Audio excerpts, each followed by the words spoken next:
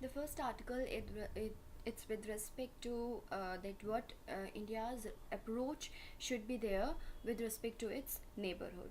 Okay, so it's saying that obviously other geopolitical issues are important for India, but in New Delhi means India should give more focus to the South Asia. Okay, so okay,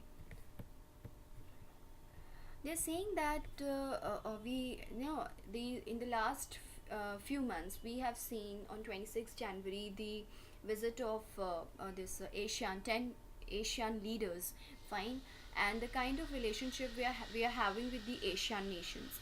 Apart from that, the visit of Israeli Prime Minister in India, and just after a few months back, I mean a few months of that, Indian Prime Minister visiting Palestine and Oman in UAE. Okay, so it is, and then right now we are having the last week Iranian this president.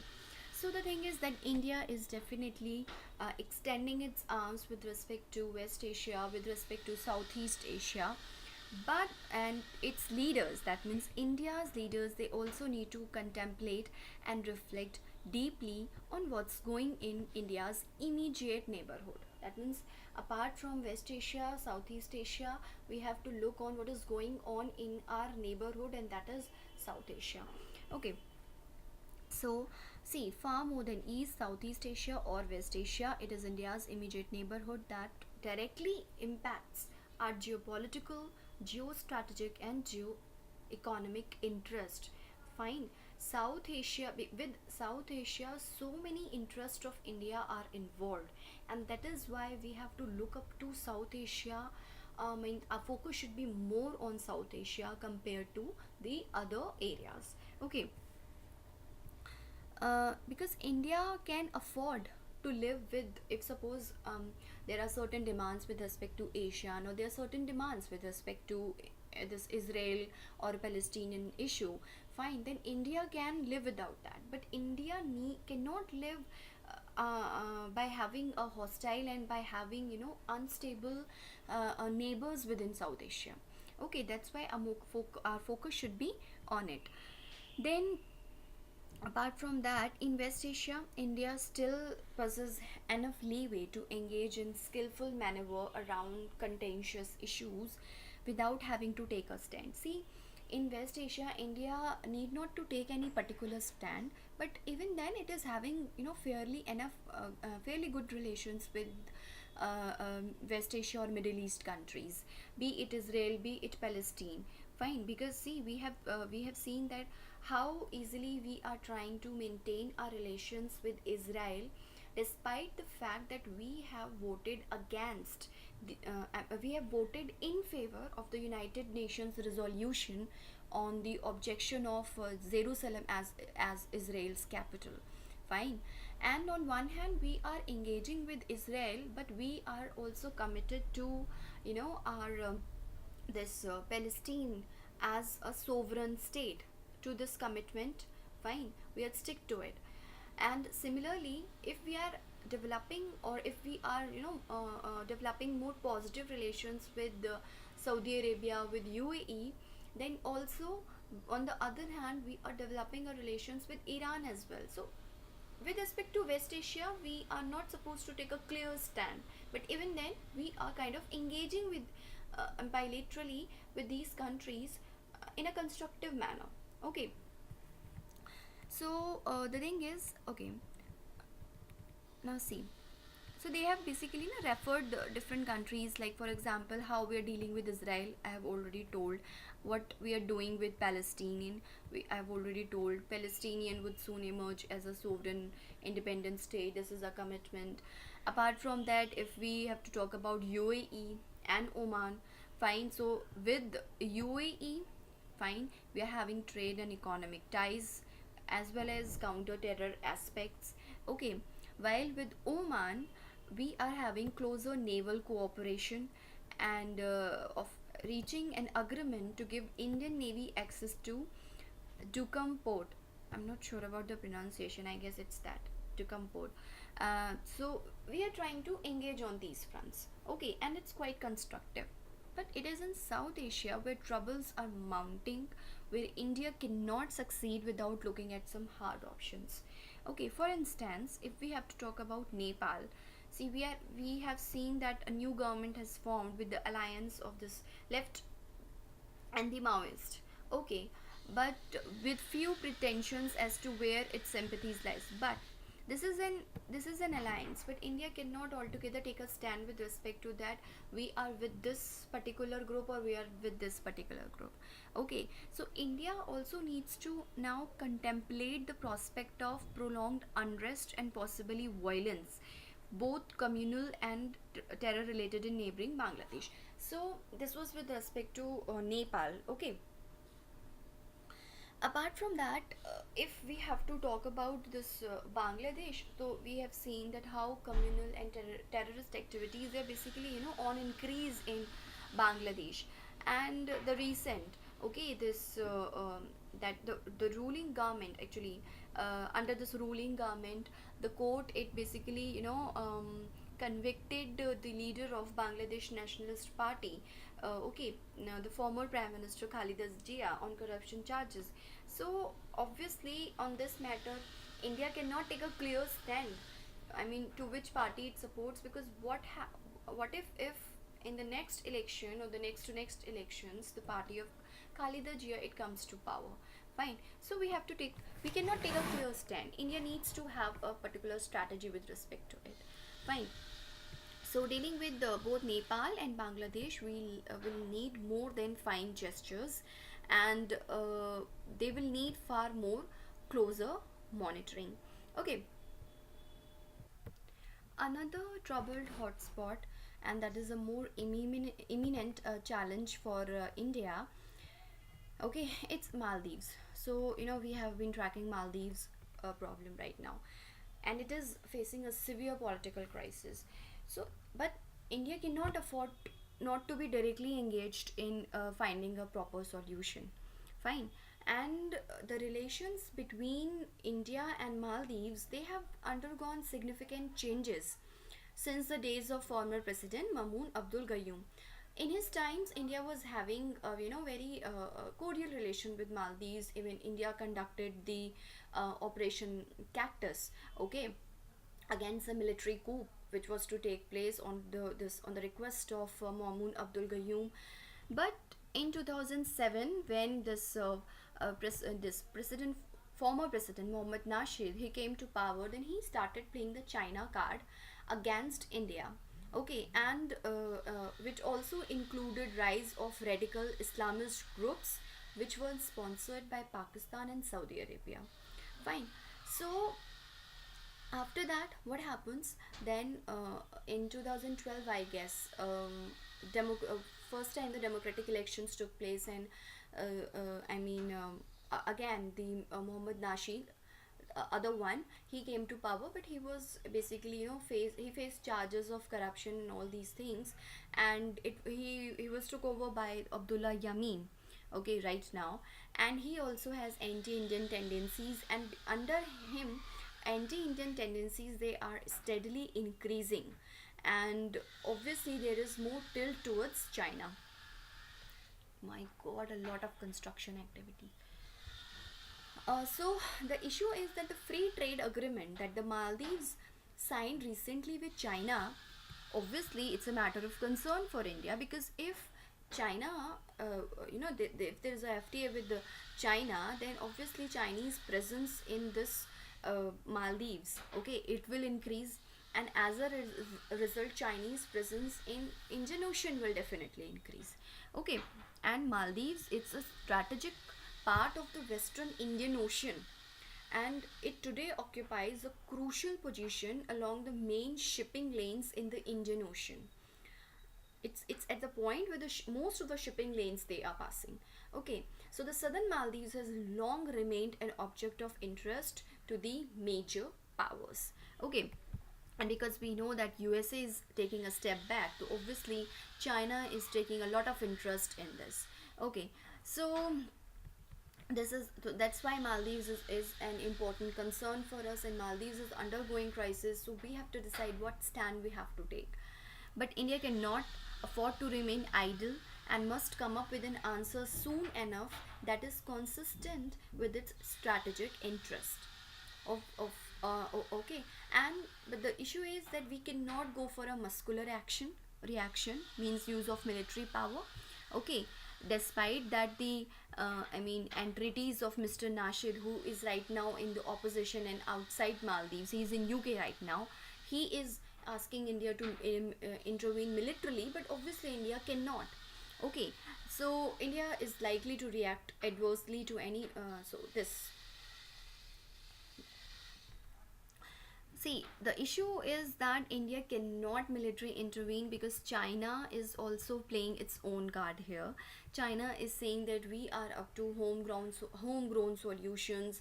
There should be internal solutions only, and means China, it has declared a warning against any military intervention in Maldives. So obviously the critical need is to find a solution early, one that takes into account India's geostrategic and geopolitical interest in the region. But whatever stand India needs to take, it needs to be careful that they should also this augur to India's geostrategic and geopolitical interest in this region. Now, apart from this Maldives, Nepal, and Bangladesh, the two most important issues, Pakistan and Afghanistan, and our focus, and these two issues, these two countries, they demand our focused attention. That and India acts with a sense of responsibility expected of a regional superpower. Okay, so see, there is a virtual collapse of a Pakistan policy, and it seems to affect India. See, India more and Pakistan less. The thing is that we are pursuing a policy right now that we have to isolate Pakistan until and unless it is going to mend its ways with respect to terrorism. But what we are seeing that this particular policy is not affecting Pakistan at all. Okay, it is not. We thought that if we are isolating Pakistan, that means Pakistan will be having more responsibility or guilt sort of thing because he's in isolated at South Asian platform. But the thing is that this policy is affecting us more than Pakistan, because we are seeing that huge human lives are at stake due to cross-border firing and terrorist violence from Pakistan. And in spite of the fact that Donald Trump, he basically threatened Pakistan with dire consequences if it's not going to amend its ways, but Pakistan shows no sign of altering its anti-India trajectory. Okay, so obviously we cannot just remain aloof and see that how the things are going on. We have to take our stand. We have to do something regarding it. Now, equally vital for India is to try and find a way out of the Afghan morass. Okay, because we are seeing that the increased violence in Afghanistan is being seen, where civilians, officials, military personnel, their lives are at stake. One can say that there is a complete collapse of a system of governance. Despite periodic optimistic forecast of the Taliban being in retreat, okay, see, there has been optimistic forecast that Taliban is retreating and the government, is still functioning and terrorists are on check. But one can easily say that today the condition of Afghanistan is the worst ever since the 1970s. Okay, and this year only in January, Kabul, it witnessed a very I should say worst incident of violence anywhere, in which over 100 civilians were killed following a series of terror strikes. So obviously this is a matter of concern for India. Now, the thing is that, see, we know that we cannot just altogether be aloof and say that it is the kind of violence and chaos which is in Afghanistan, it is engineered chaos, and we know that engineered by Pakistan, of course. Okay, so the thing is that the Afghanistan state has virtually disintegrated. Okay, but the question is that this collapse of Afghan state, it does have severe consequences for India and the nations in the vicinity. Apart from the human cost, okay, in Afghanistan, we have huge stakes. We have spent $2 billion in providing humanitarian assistance to Afghanistan. So obviously our stakes are more here.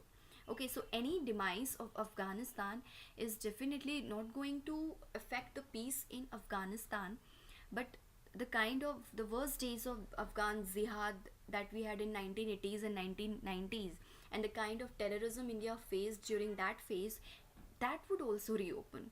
Okay, so of no less consequence is the fact that if Afghanistan were to cease to exist, obviously our civilizational links will also collapse.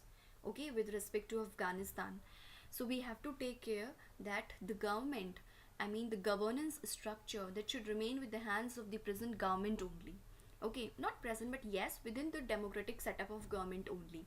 Okay, so this is something that demands India's critical attention, and especially for a display of its leadership skills.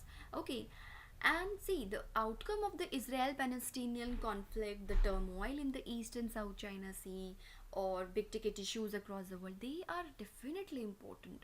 But it is South Asia and the neighborhood that demands our concentrated attention. They demand our more attention. Okay, they are more important. So if India is not seen to be actively involved in ensuring that the region is at peace and functions in conformity with its worldview, then any claims to its leadership would amount to little more than trading water. So India should take into account its neighborhood policy more seriously and its neighborhood more attentively. Okay, now this second article is with respect to the means the lack of doctors. I mean doctors availability in rural areas, and what other options we can use to have the doctor availability in the rural areas. So see, there is a widespread disregard for norms, a perpetual failure to reach targets, and an air of utter helplessness are what mark the state of rural healthcare. Okay, so it's with respect to rural healthcare that we are not even following the norms. It's like whatever target with respect to the rural health is, we are failing that, and there is utter helplessness, okay, with respect to the rural healthcare today. So definitely the issue is that our country right now is short of nearly 5 lakh doctors. Okay, 5 lakh doctors. And the thing is that the different kinds of alternatives that the government has basically given, it rather drew some sort of flags, okay, criticism from the people. So the thing is, the contours, if we need to check, that a few years ago Union Health Minister drew flag when it put forth a proposal to train a new cadre of health professionals. See this line, new cadre of health professionals. Okay, and under this plan of Union Health Ministry, after undergoing a short term course of around 3 to 3.5 year course in modern medicine, uh, the professionals, they will be created after this 3 to 3.5 year course, and they were to serve the health needs of the rural population with the focus on primary care.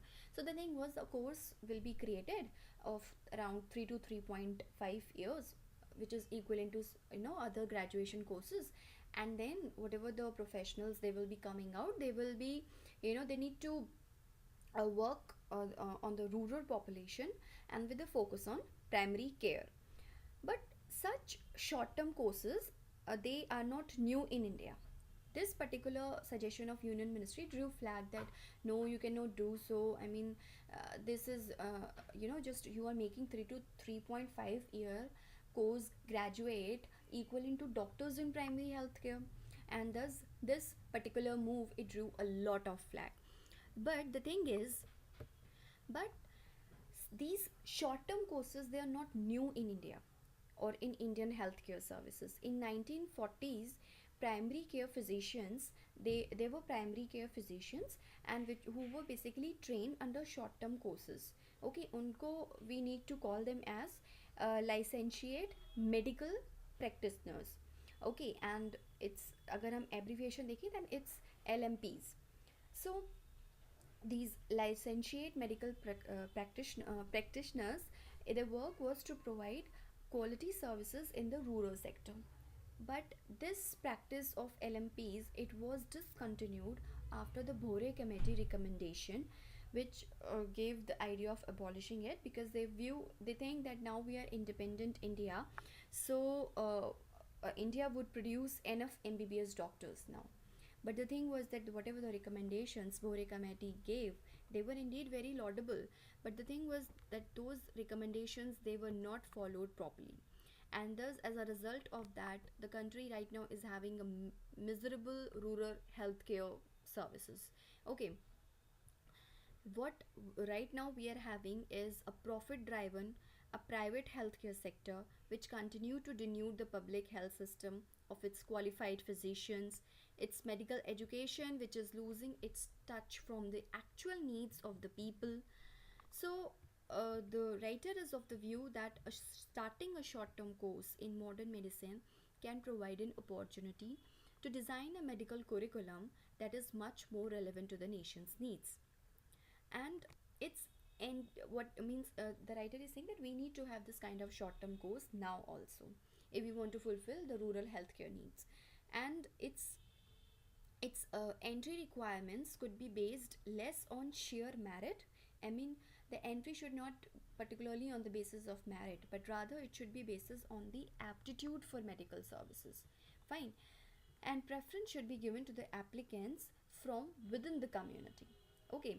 Now the apprehensions are that these short term courses practitioners, they are equated with quacks. But see, they will not be quacks, because they will be having around 3 to 3.5 year this short term course, and that too in primary healthcare services.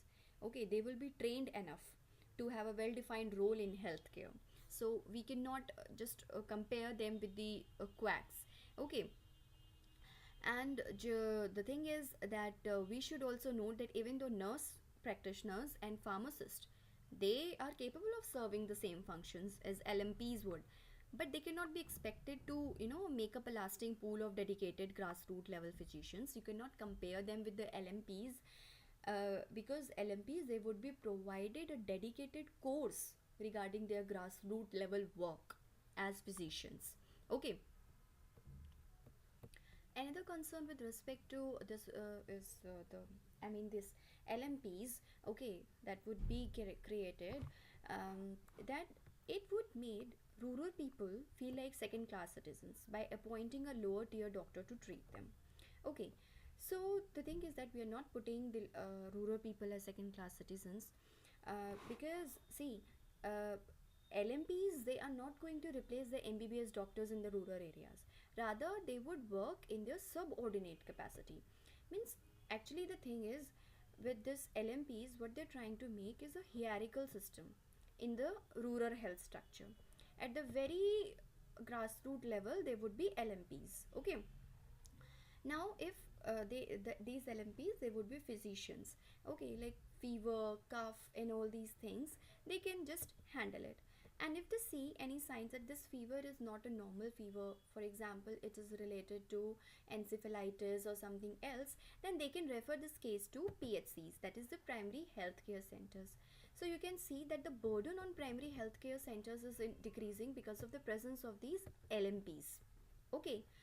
And similarly, the burden on secondary healthcare will also decrease, because the burden on primary is also decreasing. So in this way, we can see that how easily we are going to tackle the burden which the health sector is facing right now. Okay, so and moreover, one thing is also there, that because these LMPs, licentiate medical practitioners, they will work at the very grassroots level, so they will work under the MBBS doctors only. Okay, so there is no, kind of competition between the LMPs and the doctors. Okay, so a few changes in the public health system can be envisioned here. Ki LMPs, this is entirely what I have told here. Okay, that LMPs be employed in sub centers, okay, under PSCs, where they perform both clinical and administrative functions at the sub center level. Okay, this would also allow easier access to primary and emergency care and keep the post of medical officer for MBBS doctors. whosoever would be the medical officer, he would obviously not be an LMP, he would be an MBBS doctor. So there is no point of competition. Then medical officers could be employed in primary health centers, and new recruits imparted mandatory further training of a sufficient duration in basic clinical specialties. Now, obviously, these PSCs, they should deal with cases which are referred to them by these sub centers, and LMPs and also supervise means, because I have told that in the hierarchy these LMPs, they are at the grassroots level. So these PHCs, they can also supervise the work of these LMPs. Okay. Okay. Apart from that, what they're saying that, see, the quality emergency and inpatient attendance can be made available. Attending can be made available at the PSC level. Okay. Okay. So the thing is that with the coming of LMPs, the emergency and inpatient attendance, that can also be made available at the PHC levels. Now LMPs could be allowed, regarding LMPs, what can be there, that they should be allowed to take a postgraduate course in the primary care. So they can have post graduation in primary care, so that they can study further, and if they get the requisite skills, then they can also move up higher in the public health system. Okay, after LMP they can work in the primary health care as well, or as a faculty in medical colleges training LMPs. So therefore reviving LMPs can help address the dearth of trained primary care physicians in rural India. Okay.